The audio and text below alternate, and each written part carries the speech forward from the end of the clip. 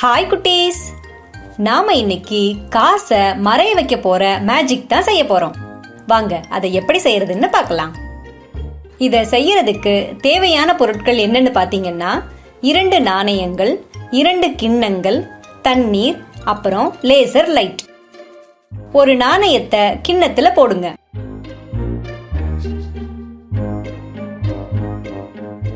பின்னாடி நகர்ந்து போங்க. இப்போ நாணயத்தை பார்க்க முடியாது, ஏன்னா ஒளியானது கிண்ணத்தோட முனையில வளையாது. அதனால நாணயத்தை பார்க்க முடியாது.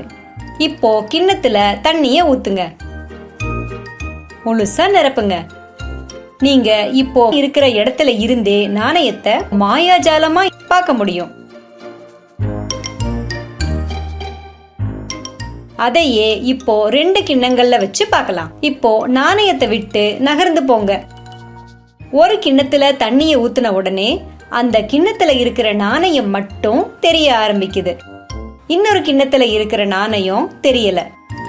இதற்கு பின்னாடி இருக்கிற அறிவியல் என்னன்னா, ஒளி காற்று வழியாக தண்ணீருக்குள் நுழையும் போது பிரதிபலிக்கிறது, இல்லைன்னா வளைந்து செல்கிறது.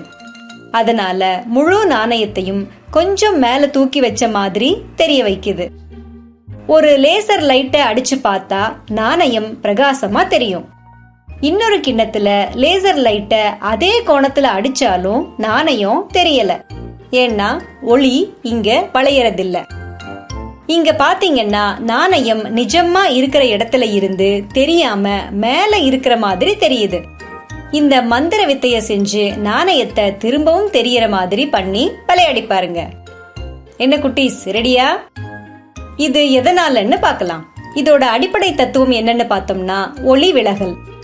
ஒரு ஊடகத்திலிருந்து மற்றொரு ஊடகத்திற்கு செல்லும் போது ஒளியானது அதன் பாதையில் விலகல் அடைகிறது. இது ஒளி விலகல் என அழைக்கப்படுகிறது.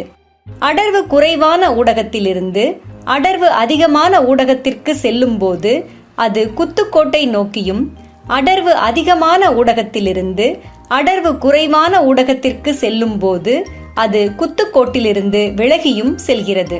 இதன் காரணமாக நாணயமானது வேறொரு இடத்தில் இருப்பதாக தோன்றுகிறது.